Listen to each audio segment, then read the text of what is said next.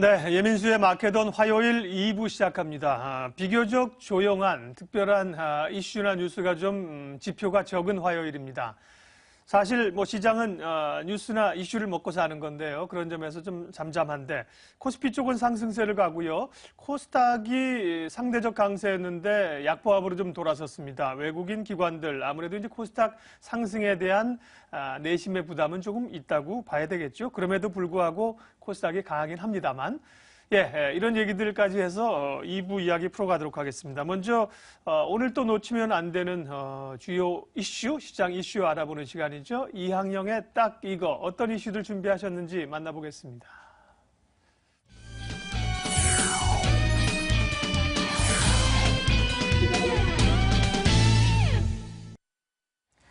네, 이항영의 딱 이거 시간입니다. 이슈를 놓고 똑소리 나는 결론을 한번 내보도록 하죠. 오늘도 어김없이 MTN 이항영 전문위원과 함께합니다. 어서 오세요. 네, 안녕하세요.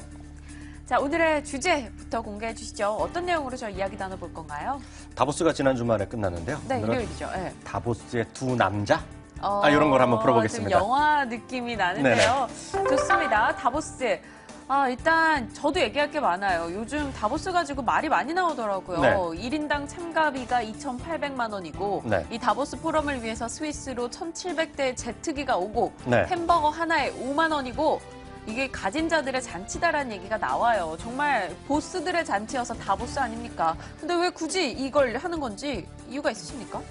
맞습니다. 그런 비판적인 시각도 있는데요. 네. 이번에 정말 물가가 많이 비쌌고 특히 직전에 페그제를 없애면서 스위스 프랑의 가치가 더 높아졌잖아요. 네. 그러니까 이제 돈이 좀 상대적으로 부족한 보통 분들은 짜증이 났겠죠. 특히 기자분들도 아마 햄버거값 5만 원에 상당히 당황했다는 기사를 우리나라 뉴스, 외국 뉴스도 봤는데요. 네, 맞아요. 문제는 돈이 많은 분들이 어떻게 움직이고 시장을 바라보느냐가 주시장의 핵심이거든요. 그래서 오늘 다보스 포럼에 두 남자를 참석했는데요.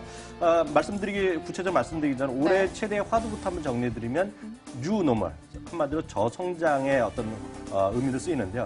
이 저성장 시대에 어떻게 하면 먹고 살 수 있는지, 즉 역설적이지만 저성장 시대의 성장 논리 이런 걸 찾자는 것이 핵심적인 요인이었고요. 주로 우리가 논의했던 아젠다만 보더라도 아마 주식 투자에서 바로 인용을 할 수 있을 것 같아요. 소득 불균형, 그리고 리더십에 실종됐다는 얘기 많이 나오죠. 네. 정부에 대한 불신도 여기저기서 쏟아지고 있습니다. 특히 환경오염에 대한 문제, 그리고 기후 변화에 대한 문제, 그리고 물 부족에 대한 문제, 그리고 의료 수준의 격차가 커지고 있다는 것이 문제가 됐고요. 그런 관점에서 주목받는 국가당 인물을 딱 선정해 봤는데요. 당연히 주목받는 국가는 중국이다. 이렇게 말씀드릴 수 있겠습니다. 네, 알겠습니다. 그런데 저희의 주제는 다보스의 두 남자예요. 네. 중국에서 주목받는 인물하면 최근에 또 마윈 회장이 생각이 나는데요.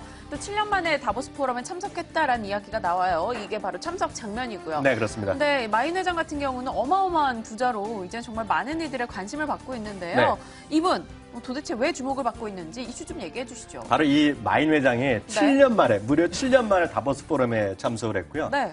여기 참석한 사람들이 쉽게 참석한 게 아닙니다. 물론 그 자리를 팔았는데요.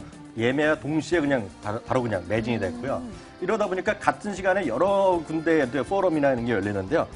같은 시간대 다른 장소에서 바로 옆에서 했던 강연자가 누구냐면 세계 최고의 세계 최고의 여성 실력자 중에 한 명이죠. 네. 바로 IMF의 크리스틴 르가르드 총재가 연설이 있었는데요. 거기 강의장이 많이 썰렁했다는 겁니다. 다 마윈 회장을 보러 온 온통 거죠? 여기에 관심이 네네. 몰린 거죠. 그만큼 마윈 회장의 영향력이 컸다라고 일단 보셔야 되겠는데요.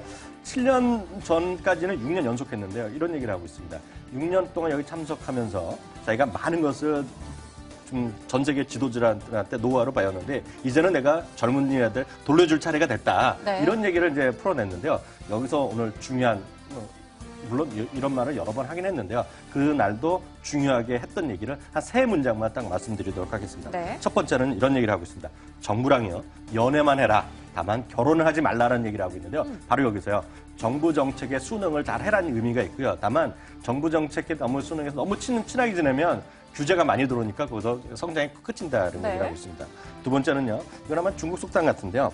태풍 앞에 서면 돼지도 날 수 있다는 얘기를 하고 있고 다만 태풍이 지나가면 돼지는 떨어져 죽는다는 얘기를 하고 있습니다. 무슨 얘기냐면 충분히 기회를 갖고 미리 준비를 하면 기회를 잡을 수 있지만 무한정 어떤 기회가 내는 건 아니죠. 그 기회를 잘못하면 바로 기업의 성장은 끝난다 이런 얘기를 하는 것이고요.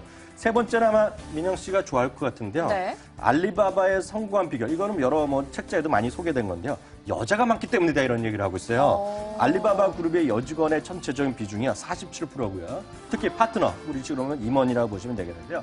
임원 비율이 무려 33%라는 얘기죠. 와, 47%면 어마어마하네요. 네네. 이 국내 대기업 같은 경우는 10년째 여직원 비율이 10%대라고 하더라고요. 상당히 높긴 한데 저는 사실 이 마윈 회장 별로 안 좋아해요. 왜요? 이 알리바바에서 물건을 하나 주문을 했더니 소위 말하는 짝퉁, 이 모조품이 왔어요. 네네. 그래가지고 굉장히 한번 실망을 했는데 네. 이 찾아보니까 그런 분들이 저랑 유사한 사례가 많더라고요. 이 신뢰가 중요한데 좀 그런 부분 문제가 되지 않을까요?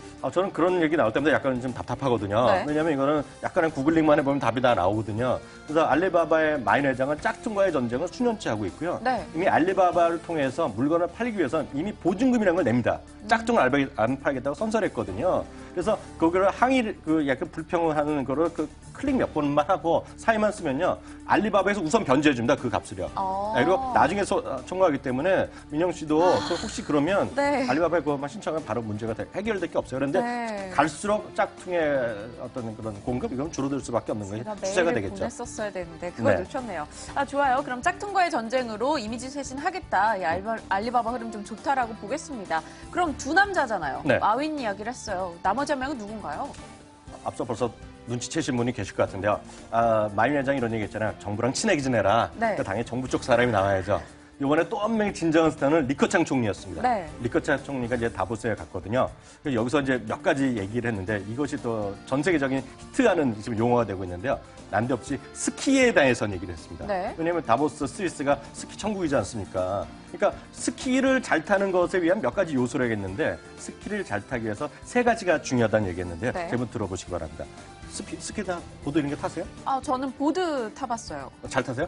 좀 어렵더라고요. 근데 막 좀 겁도 나고 이래가지고 그렇게 실력이 늘지 못했어요. 딱 걸린 건데요. 네. 근데 리커창 총리가 한 얘기를 들어보시기 바랍니다. 스키 요소는 세 가지가 네. 얘기했다는데 첫 번째는 속도고요. 그다음에 균형감이랑 균형. 예, 용기입니다. 바로 이 부분이 결국은 뉴노멀 시대를 얘기하는 것인데요.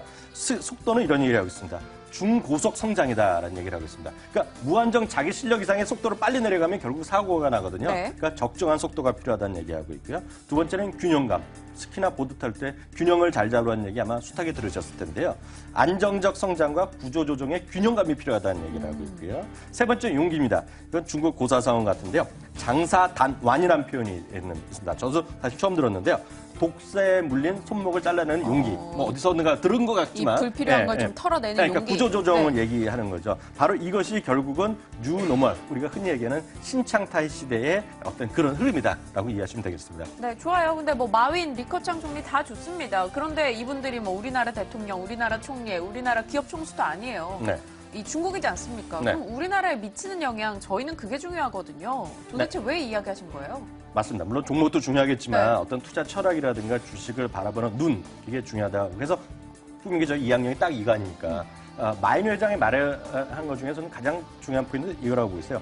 정부 정책에 맞서지 말고 순응하라는 얘기를 하고 있습니다. 네. 그러면서도 여성분들의 얘기는 여성분들이 남성보다 비관료적이고 유연한 사고를 한다는 게 대체적인 시각이거든요. 그러니까 주식 투자에 유연한 사고가 필요하다는 것 이해하셔야 되겠고요. 리커창 총리는 이거죠. 결국은 얘기하는 이 모든 것들은 결국은 7% 전후의 신창타이 시대의 새로운 흐름을 얘기하고 있다는 것이고요.